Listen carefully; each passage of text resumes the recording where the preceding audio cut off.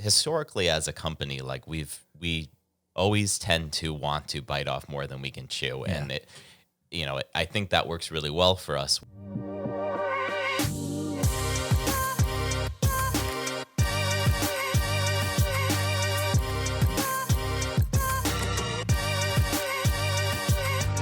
Welcome to the Founder Story Podcast, where we learn from entrepreneurs about their journey from their first inspiration to their first employee, and even the steps they took to become the powerhouses they are today.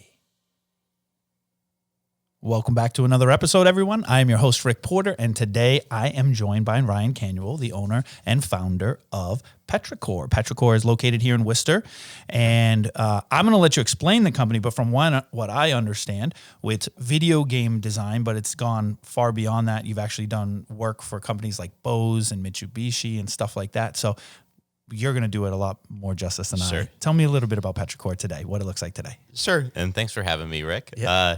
So Petricore, there are two parts to the business. So we're a game development studio, and that's primarily what we do, but it's broken up into two halves. So one side of it is we do our own custom development of our own intellectual property that we develop. So those are all made in-house by us. We own them, and we'll launch them on mobile, desktop, consoles, wherever wherever the game is a good match for.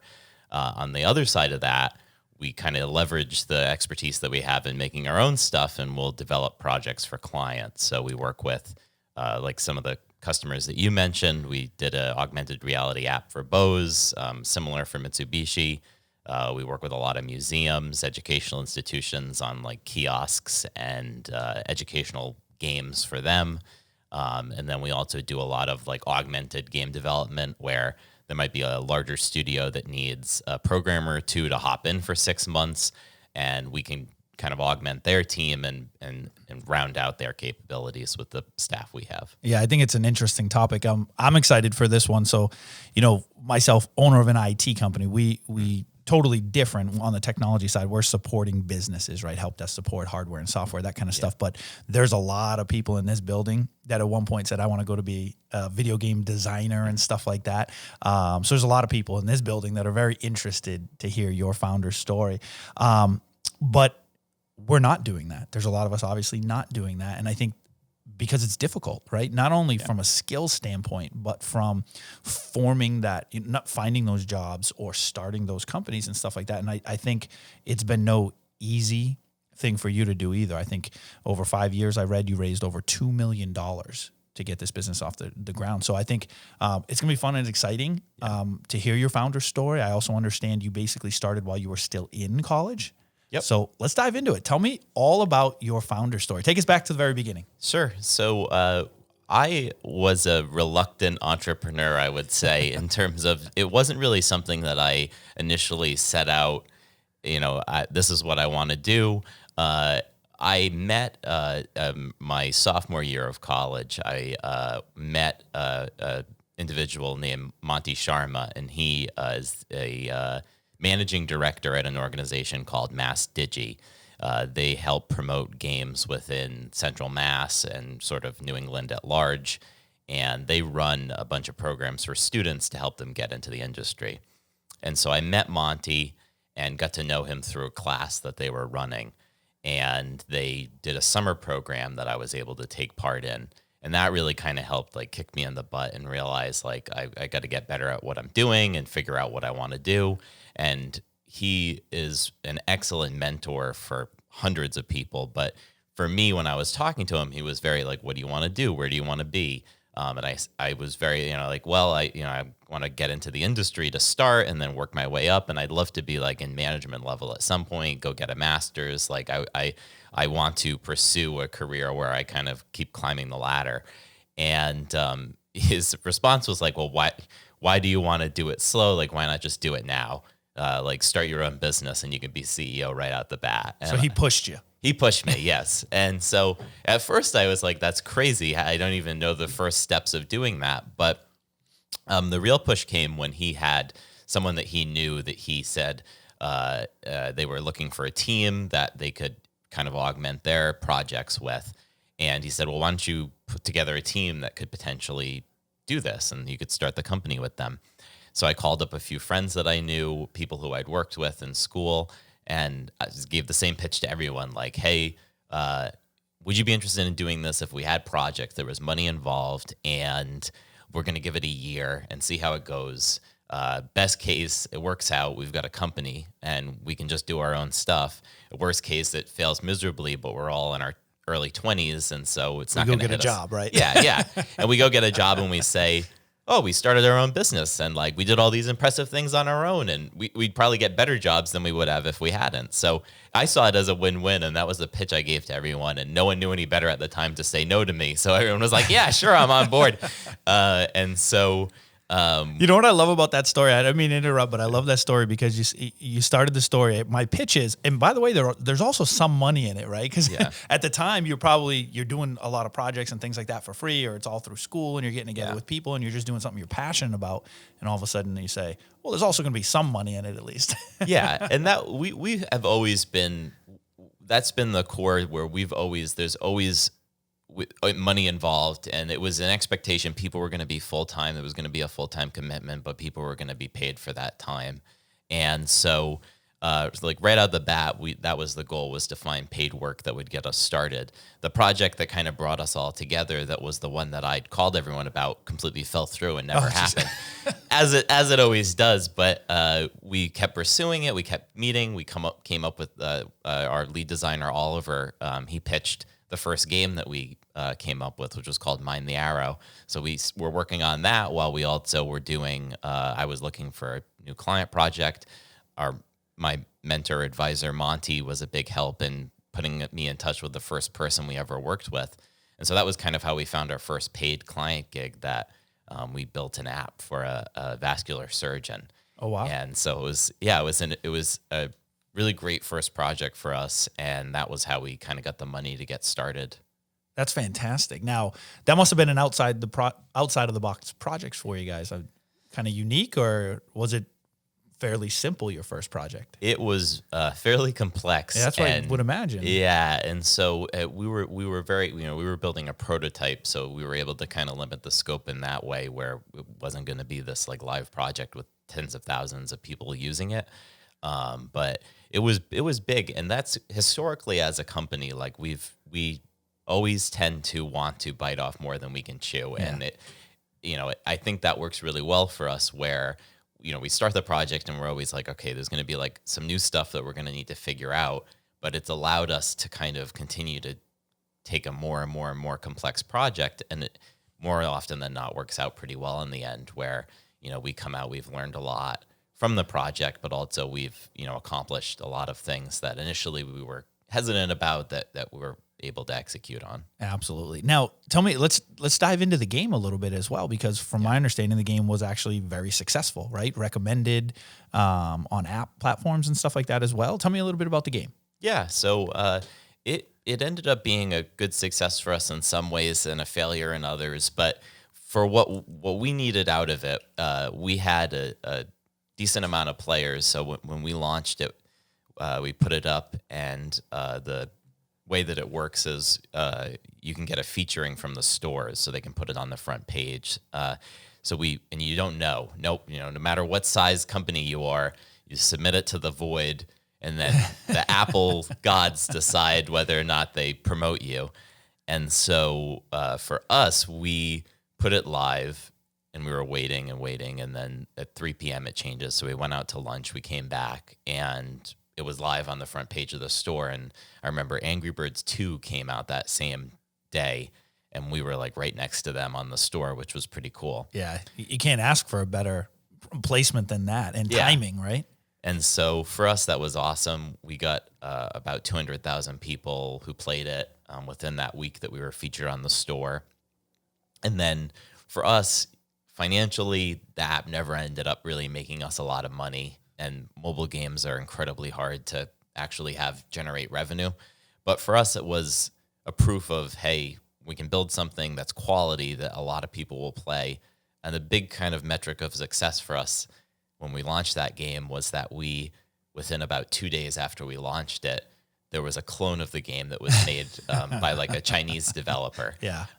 And so we were like, all right, someone copied us. And so that was like for us Validation a little yeah, bit. it was both like we got it taken down because we were like, we can't have a direct copy of our game, but also it was pretty cool that we were like, wow, someone actually played it and they wanted to duplicate this. I can understand that. Imitation is the highest form of flattery. Yeah, exactly. Now, like you said, the game was successful, but mobile apps, obviously, like you mentioned, they don't make a ton of money. And I assume that's what got you into the fundraising aspect. Tell us a little bit about the fundraising and how that worked and things like that. Yeah, so we have fundraised exclusively through bootstrapping and work for hire. So we do projects for clients, and that's how we've raised the $2 million up to this point. Is we do it all through the services that we provide. Like the projects with Bose and Mitsubishi, that's been the core funding aspect of the business, and that's what's allowed us to grow. Gotcha. So not traditional VC funding or things like that. These are just clients that you're bringing aboard. Yep. Yeah. That's fantastic. That sounds even harder something to an extent. It's funny because I've got friends who raised VC or angel money, and I'll talk to them, and I'm kind of jealous of the fact that they raised all this money and they've just got money out the gate to start going. Whereas for us, it's been a slow, every year we do a little bit better and we just try to grow our customer base. And they're kind of jealous of me that they don't have to answer, that I don't have to answer to any investors. I have to answer to the team and our customers, but no one's really checking in every month and going, well, how are you coming along? What do your numbers look like and profitability and things like that? That's fantastic. Now, one thing that we didn't talk about that I think is important, I want to pause here for just a second. Now, this all started, like you said, when you were in college. Yep. And we're only a couple years out, yeah? So we started it in 2015 was when we started talking about it. And so now it's been about 6 years. But we were most of us were senior year, just about to graduate, and we started planning then. Exactly. So a couple years out, you got your game, right? Because that came out shortly after you guys graduated, or were you guys still in school when the game first came out? The game came out in July, so we got it out May, June, July. We the goal was always we're going to build something really small. It's a very, very tiny game with a unique mechanic to it, and we were adamant like we're going to get something out really, really quickly because we wanted to kind of establish it ourselves initially and just say, all right, we've got something out already. And we all being students, we didn't really have anything in our portfolio to go back on. So it ended up being a great kind of pillar of our portfolio when we were looking for more client work. Fantastic. And now, as time has gone on, has it been easier to find additional client work now that you've built a portfolio for yourself and stuff like that? Or is it still difficult? It's still difficult, but I think for us, it's gotten, I look back and trying our first 3 projects, I think there was months gaps between them, and trying to convince people was a long process. And I had to lean pretty heavily on mentors and advisors who would say, hey, you can trust them. Like, I know they're just kids out of college, but they're good. They can get it done. And we needed that extra push. And I remember it was not until maybe a year and a half, 2 years in where I could go out myself with like, here's what we've done and here's what we know. And we have customers now who I messaged them on LinkedIn and went out to their office and really kind of cold pitched them and convinced them that they should work with us. And so it's been good that, we've been able to transition to that where the work we do sort of speaks for itself and we're able to pick up clients that way. But there's still it's like a very competitive space. There's a lot of people. And so there's always a challenge, but it's gotten a lot easier. And I think, the work that the team does really speaks for itself. And so they make it pretty easy for me to sell because they do such good work. Yeah, absolutely. So can I put you on the spot for just a second? Sure. What's your favorite project you guys have done so far?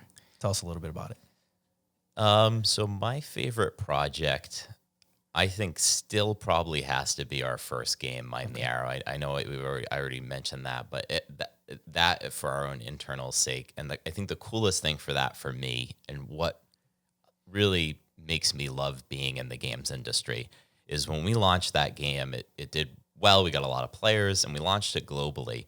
And a few months went by, and we were submitting it for some festival, and we needed the trailer. So I just searched the name in YouTube to find the trailer that we had.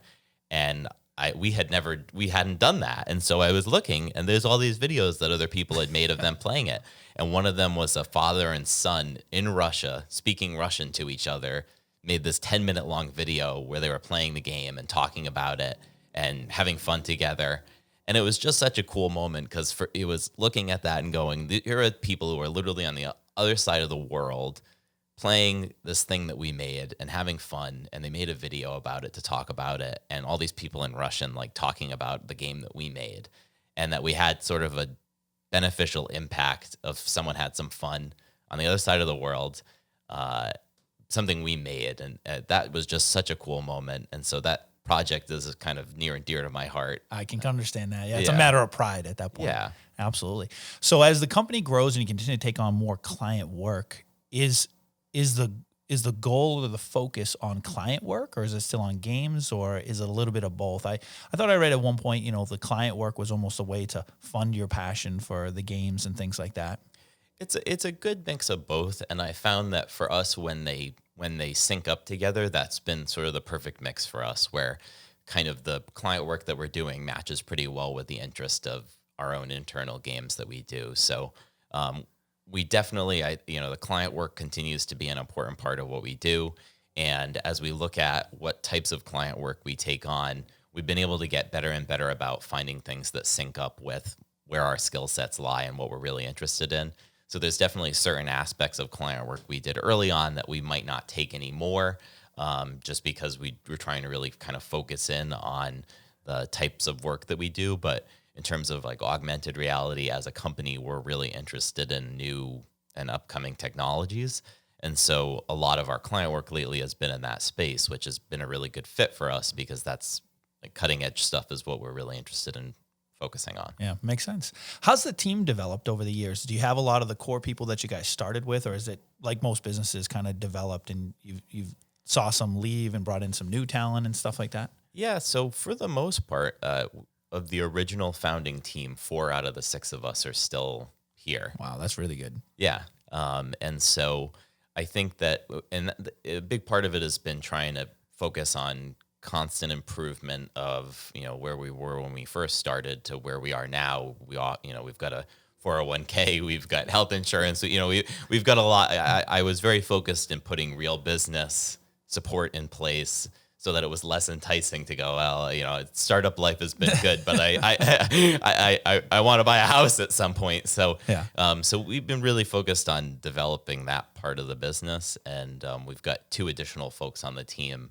One developer who just celebrated a year with us about a month ago, and our latest hire is another developer that just joined the team at the end of last year. So we were able to add 2 folks to the team last year. Yep. And you find yourself when you're working with them saying, yeah, you don't understand this, how it was when we first got started. You got it easy. I was just about a month ago, I was going through old pictures on my phone, and I made a thread in our Slack of like old pictures from when we were all lined up on a couch working in our old apartment, which is how we started.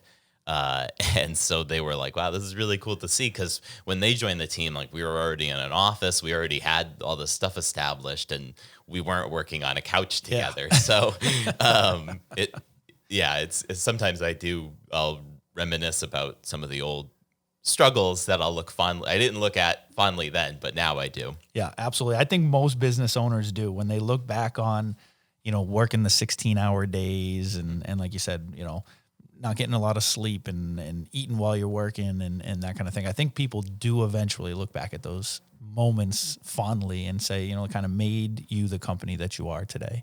Yeah. Now your company has seen a lot of success. I'm going to read off just some of these, right? Worcester Regional Chamber of Commerce Entrepreneur of the Year, 2016.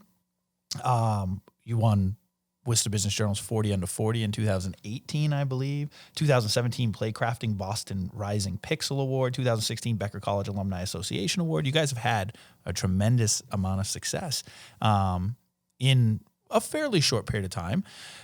What what's next for you guys? Do you have big plans for the future? In the video game world, he's like, I can't tell you, Rick. I can't release that information. No, for the video game world, it's pretty cool. So we actually, and it's nice that we can talk about it. So we have 2 games coming out that we're both really excited about. One is a game called Operation Dogfight that we've been working on for a few years now, and that's just Petricore. And that's an airplane combat game where all the pilots are dogs. And so I love it. it's a really kind of silly, over the top. All the weapons are dog themed, and it's a multiplayer game where it's like couch co-op. You can play with your friends and just kind of have fun. No dogs get hurt in the game. They all parachute down to safety. So it's very family friendly, Sure. Which is kind of a core of a lot of the games we do. And then we've got another game that is a partnership that we're doing with a studio called Dejoban Games over in Boston. And they've been making games for 15, 20 years. And so we are doing a remastered version of a game that they did a long time ago called with 25 A's. And that game did tremendously well. It was actually one of the first indie games to come out on Steam. And that game actually broke Steam when it came out. Its name was so long that they had to issue an update to fix it. And he holds the Guinness World Record for the longest singular game name. So That's funny. it's a base jumping game where you're flying through the city of Boston and you're basically trying to Avoid buildings. and like do all this crazy tricks and stuff like that. I love it. And so for both of those, and do you have an anticipated launch date for them? How long do those projects usually take? So both of those we've been working on for well over a year. So we're planning both of them to come out this year. Wow, fantastic. Yeah. It's a good year. It definitely seems like a fun industry to be in, but a challenging one at the same time. Like you said, when you work on a game for a year, especially your own core games, that's a lot of payroll to take care of while you're working on that passion project and that soon-be game. And I can see that's definitely where the client work has to come in. And like you said, you have to have a nice blend of the two so that, like you said, you can focus on the business side and everybody can still get paid and lead and have a good life and a good living and make a good living and things like that. But definitely sounds like an interesting business to be in, but not an easy one at the same time. Yeah, definitely. We've tried to be very practical about, like, a lot of larger game studios and even some smaller ones tend to focus very much so in developing a singular game that they're very focused on. And the industry itself can be very cyclical in terms of layoff cycles where they'll bring on a bunch of people to work on a game. It releases. They don't need that many people anymore. They do a layoff cycle regardless of how the game does. And so we've tried, as a studio, we really want to avoid that. And so we've been able to leverage the client work as a way where when our own games don't perform as well as we'd hoped, we're not looking at, we were betting on payroll for the next 6 months being based on the sales that this game was going to do, and it didn't meet our goals. So, so long and good luck, everyone. Yeah. We are very practical about, and I would call us kind of scrappy in a way where, like, we'll just pick up everything we can to keep the lights on and keep people paid. And, that's how we've been able to keep, I think, some of the people that have stuck around is that, got to focus on never missing a payroll, always having money coming in the door. Love it. Now, for our listeners, so our listeners are usually one of two things, right? They're existing entrepreneurs who find it really interesting to hear stories like yours and to hear both the struggles and the rewards and the success that you found. And the other part are entrepreneurs that are thinking about starting their own business. That's typically who our audience is. When we talk about the client work, give me an example of what that work looks like so our audience gets an idea of, here's an example of a type of, maybe it's augmented reality. It's a type of something we would do for a client. Sure. Yeah, so I'll use an example. So we did a project for the Edward M. Kennedy Center for the United States Senate, and that's over in Boston. It's on the UMass Boston campus. And for that particular museum, the process for that was we got brought in because they wanted to do a game. They had connections with a group here, and a lot of our work comes in word of mouth. So that was this one. They had heard about us. We reached out. We connected. I went down to meet with them, and we talked about they had a physical card game that they had that they weren't particularly happy with that space. They wanted to turn it into a digital experience. So that's where we came in, where for that project, it was broken up into phases. So there's an initial kind of discovery and design phase where we come in and we look at, like, here's what you want to do. Here's the problem that you have. How can we help you address it? What kind of a game could we make that will address this problem? Because it's a big one is games can go in a million different directions, and there's tons of genres. And so rather than try and start out with, we want to make this type of game and we're going to shove it in, we try to look at the big picture of, well, what are the goals that we want to accomplish, and how can a game be a good way to do that? And then what can the mechanism for that game be? So we started talking about that with them. We concept out a few options. We do a paper prototype, which is where we kind of make the game out on paper. We test it. We see how do people interact with it. Where are some problems? Did people have fun? Did they come out learning what we wanted them to learn? And then from that, when one is successful and we're happy with it, we'll move into kind of concepting and doing out what is this game going to look like, start doing some of the prototyping in code, and then move into full production where we'll build out the full thing. And along the way, whoever our partner is, we're meeting with them at least once a week, if not more, to check in, let them know how things are going, show them updates on stuff. It's a constant kind of moving process, and then there's feedback and changing things. So for that project, it went over the span of almost a year, when we were actively working on it. And then the lead to us even starting was about 6 months from meeting them to actually getting it signed and starting. So it was a long project, but it's a good example of the full process that we like to go through. Yeah, absolutely. In my mind, I'm thinking all of our listeners who are entrepreneurs are doing the same thing as me, going, how do I get a Cinch IT game? What could I do? Because the whole time you're talking, that's what I'm thinking about. We need a Cinch IT game. This would be That's fantastic. Hey, I really appreciate you sharing your story today. I think it's one that a lot of people are going to be very interested in. I think it's a great story. I think it's different, especially in your industry too. You've taken a different approach, I think, to just the way of thinking. And like you said, running it like a business and making sure that you keep those core founders together. I think that's fantastic. And I love the work that you guys are doing. I appreciate you sharing your story with us today. Thanks. Yeah, definitely. Now, thanks for having me. If anybody does want to get a Cinch IT video game or something like that, how do they get a hold of you typically? What's the best way? Yeah, so the best way, you can visit our website, which is petricoregames.com. You can find us on social media. We're on Twitter and Facebook. You can find us on LinkedIn, or you can reach out to me. My email is ryan@petricoregames.com. Perfect. And we'll include all that information in this podcast episode or on YouTube if you happen to be watching the video. So we'll make sure that they can definitely get a hold of you. Thanks again for being a guest on the show. It was great hearing your story. Thanks.